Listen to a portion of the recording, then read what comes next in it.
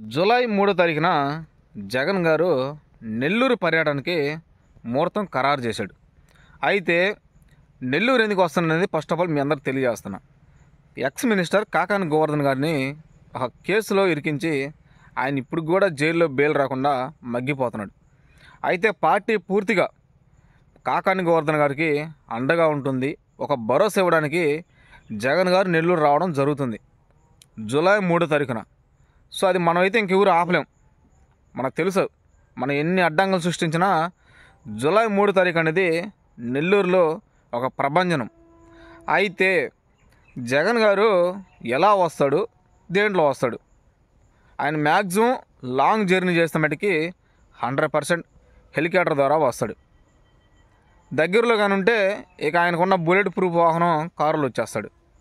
అయితే నెల్లూరు కొంచెం దూరం కాబట్టి ఆయన హెలికాప్టర్లో వస్తా అని చెప్పి ఒక స్టేట్మెంట్ ఇచ్చాడు. చాలామంది కాదులే, అంటే జగన్ గారు ఎవరికైతే భిక్ష పెట్టాడో ఈరోజు ఆ భిక్షను మర్చిపోయి జగన్ గారి భుజాల మీద దండడానికి సిద్ధమైపోయారు. అలా ఉన్నారు మన రాష్ట్రంలో ప్రజెంట్. అలాంటి రోజులు ఉన్నాయి, అలాంటి వ్యక్తులు కూడా ఉన్నారు. ఒక ఎగ్జాంపుల్ చెప్పుకోవాలంటే, అయితే జగన్మోహన్ రెడ్డి గారు నేను హెలికాప్టర్లో వస్తున్నా, జూలై 3వ తారీఖు నెల్లూరు గడ్డ మీద దిగుతున్నా అని చెప్పిన వెంటనే కూటమి నేతలు కొంతమంది అడ్డం తిరిగిపోతున్నారు. వాళ్ళు ఏమంటున్నారంటే జూలై నెల 3వ తారీఖున హెలికాప్టర్ కానీ నెల్లూరు గడ్డ మీద కానీ ల్యాండ్ అయితే మటుకి మేము ఆకాశం నుంచి పిడుగులు కురిపిస్తాం, దాంట్లో డౌటే లేదు. ఎందుకంటే మా చేతులు ఇప్పుడు అధికారం ఉంది, మేము ఏం చెప్పినా చలామణి అయ్యిద్ది. అర్థమైందా? బాగా ఆలోచించండి. హెలికాప్టర్ అట్లా ల్యాండ్ అయిన వెంటనే ఆకాశం నుంచి పిడుగులు పడతాయంట.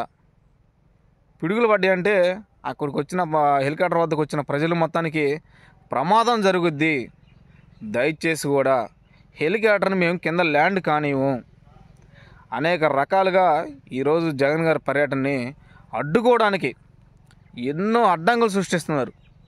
ఓకే, మీరు ఎన్ని అడ్డంకులు సృష్టించినా, ఎన్ని ఆంక్షలు పెట్టినా, ఎన్ని షరతులు పెట్టినా జగన్ గారి మటుకి జూలై నెల 3వ తారీఖున నెల్లూరు గడ్డ మీద వస్తున్నాడు.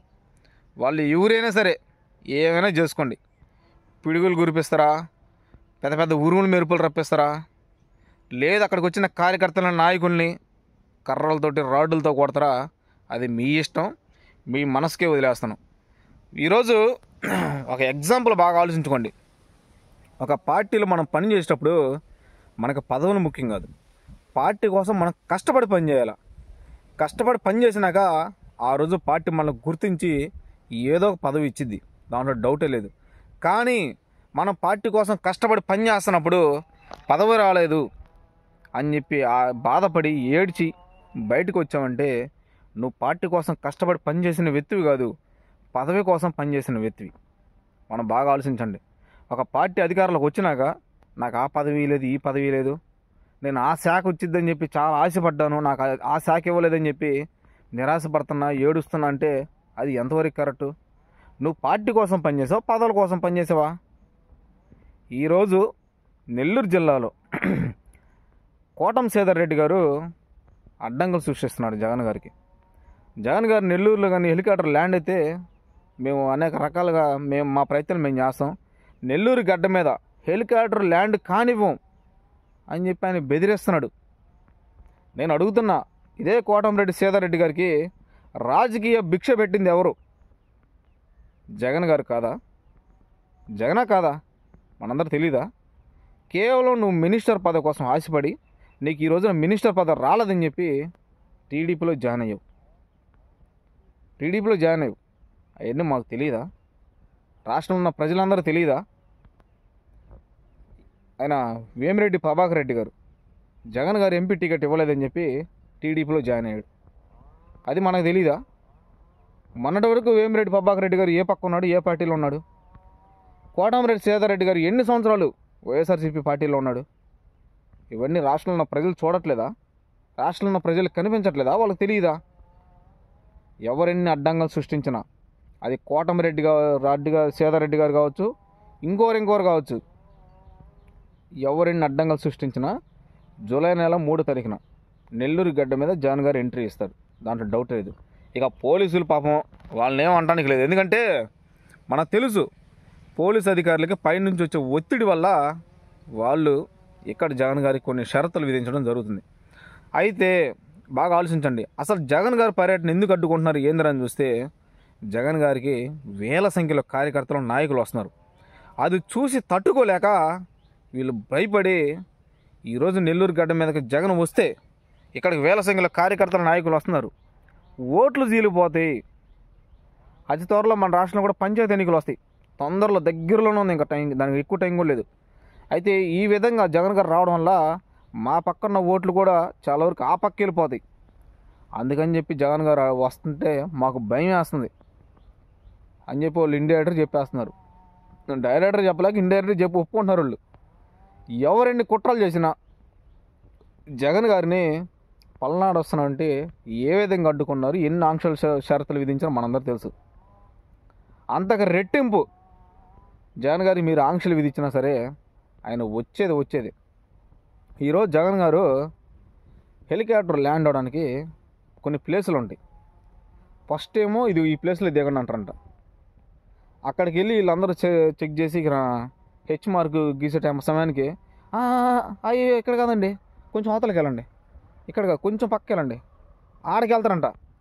ఆడకి రాగానే కోటమిరెడ్డి శ్రీధర్ గారు రెడ్డి మనుషులు వచ్చి ఇక్కడ కాదండి, ఇక్కడ కొంచెం కొన్ని ప్రాబ్లమ్స్ ఉన్నాయి, ఇది కొంచెం గవర్నమెంట్ ప్రభుత్వం స్థలం, దీన్ని మేము సెటిల్ చేయాలా, ఏడగా కొద్దిగా అవతల పో, ఆ చెట్టు కడుపు, ఈ చెట్టు కడుపు, రకరకాల ప్లేసులు మారుస్తున్నారు. బాగా ఆలోచించుకోండి. 29లో జగన్ గారు సీఎం అయితే మీరు ఎక్కడ ఉంటారు? ఇదే నెల్లూరులో ఉంటారా? అమెరికా వెళ్తారా? ఇదే నెల్లూరు గడ్డ మీద ఉండి మీరు జగన్ గారు సీఎం అయినాక 5 సంవత్సరాలు ప్రతిపక్షాలు ఉండి పోరాటాలు చేస్తారా? రోడ్డు మీదకి వచ్చి ధైర్యం ఉంటుందా మీకు? ఆ రోజు ఈరోజు కేవలం ఒక హెలికాప్టర్ ల్యాండ్ అవుతుందంటే ఆ ప్లేస్కి హెలికాప్టర్ ల్యాండ్ అవ్వకుండా ఆ స్థలానికి ఎన్ని అడ్డంకులు సృష్టిస్తున్నారు మీరు? రాష్ట్రంలో మనం ఉన్నామా లేవా? అసలు రాష్ట్రంలో ఏం జరుగుతుంది? ఎవరు పరిపాలన జరుగుతుంది? ఏ రాజ్యాంగం ఉంది మన రాష్ట్రంలో? బాగా ఆలోచించుకోండి. కోటమిరెడ్డి శ్రీధర్ రెడ్డి గారు, ఈరోజు కూటమి ప్రభుత్వం ఇంకా 3 సంవత్సరాల అధికారులు ఉంటుంది. తర్వాత ఎన్నికలు వస్తాయి. ఆ తర్వాత సీఎం ఎవరు అనేది ప్రజలు నిర్ణయిస్తారు. 3 సంవత్సరాలే మీకు అవకాశం ఉంది ఇంకా. ఎందుకంటే 3 సంవత్సరాలు మీరు ఇష్టం వచ్చినట్టు ఏలొచ్చు, ఏమైనా చేయొచ్చు, ఏ స్టేట్మెంట్ ఇచ్చినా అడిగేవాడు లేడనుకొని మీరు రెచ్చిపోతే మటుకి తర్వాత చాలా బాధపడాల్సి వచ్చింది. ఎందుకంటే మీరంటే పెద్ద నాయకుడివి, నీ కాడ 10 రూపాయలు డబ్బులు ఉంటాయి. పార్టీ ఓడిపోయిన వెంటనే వీసా పట్టుకుని పక్క దేశాలు వెళ్ళిపోతావు.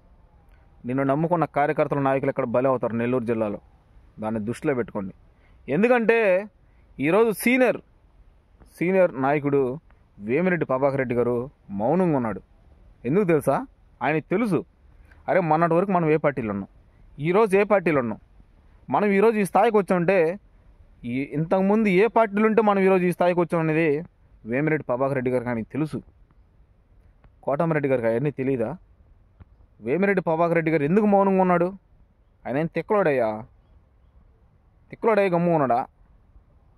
వేమిరెడ్డి ప్రభాకర్ రెడ్డి గారు చాలా క్రమశిక్షణగా గౌరవంగా గల వ్యక్తి. ఆయన ఒక సందర్భంలో ఆయనకి ఫోటోకాలు ఇవ్వలేదని చెప్పాను. ఆ ప్రాంతం నుంచి అలిగెళ్తే ఇమీడియట్లీగా చంద్రబాబు గారు దాని మీద ఎంక్వైరీ చేసి అక్కడ ఉన్న వాళ్ళకు వార్నింగ్ ఇవ్వడం జరిగింది. ఎందుకు తెలుసా? వేమిరెడ్డి గారి మీద ఉన్న గౌరవం అలాంటిది. అలాంటి గౌరవం మీరు పొందాలా,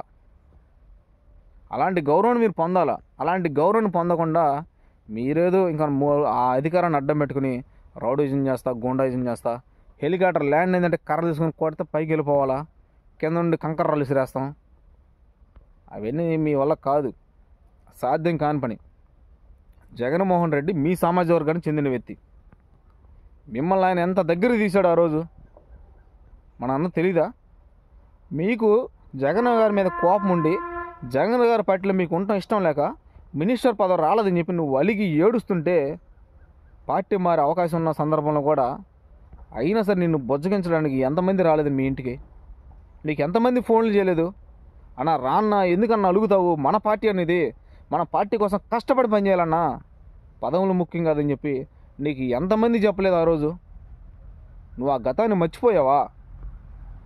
నీ చివరికి నువ్వు ఇదే విధంగా రౌడిజంగా క్రిమినల్ మైండ్ ఉపయోగించుకుంటూ పోతుంటే చివరికి ఒక దళిత సమాజ వర్గానికి చెందిన వ్యక్తి బోరుగడ్డ అనిల్ కూడా నిన్ను బెదిరించిన సందర్భాలు ఉన్నాయి. నెల్లూరు సిటీకి వచ్చి బుల్లెట్ బండికి తాడు కట్టుకొని లాక్కొని పోతాను నిన్ను అని చెప్పి ఫోన్ చేసి బెదిరించాడు. గుర్తుందన్నా? ఒక దళిత సమాజ వర్గానికి చెందిన వ్యక్తి నీకు ఫోన్ చేసి బెదిరించాడంటే అక్కడ నీ స్థాయి ఉందా పోయిందా? ఒకసారి ఆలోచించుకో. నీ స్థాయి ఏంది, నువ్వేంది, నువ్వు మాట్లాడే మాటలేంది, నువ్వు ఇచ్చే స్టేట్మెంట్ ఏంది అసలు రాష్ట్రంలో? వద్దన్నా, మనకు గొడవలు వద్దు. ఆయన ప్రతిపక్షంలో ఉన్నాడు, ఆయన చేసుకోవాల్సిన పని ఆయన చేసుకునండి. మీ వర్క్ మీరు చేసుకోండి, ఆయన వర్క్ ఆయన చేసుకుంటాడు. మీ జోలికి ఆయన రావట్లా, ఆయన జోలికి మీరు పోబాకండి. రాష్ట్రంలో ప్రశాంతంగా రాజకీయాలు జరగాలి. ఎటువంటి గొడవలు విధ్వంసాలు సృష్టించొద్దు. అధికారంలో ఉన్న మీరు ప్రధాన ప్రతిపక్ష పార్టీకి రక్షణ కల్పించాలి. ప్రధాన ప్రతిపక్ష పార్టీ ఎక్కడికి వెళ్తున్నా, ఏ పని చేస్తున్నా దానికి మీరు ఎటువంటి షరతులు విధించకుండా అన్ని విధాలుగా పర్మిషన్ ఇవ్వాలి. అంతేగాని ప్రధాన ప్రతిపక్ష పార్టీ మీద మీరు గూండాగిరి రౌడిజం చేస్తే మటుకి తర్వాత ఫ్యూచర్లో చాలా బాధపడాల్సి వచ్చింది. ఏదేమన్నా సరే జూలై 3వ తారీఖున జగన్ గారు నెల్లూరు గడ్డ మీద దిగుతున్నాడు. అది మటుకి ఎవరు ఆపలేరు. దాన్ని దృష్టిలో పెట్టుకొని క్రమశిక్షణగా ఉన్నాడు నెల్లూరు జిల్లాలో ఎవరైనా సరే. Thank you.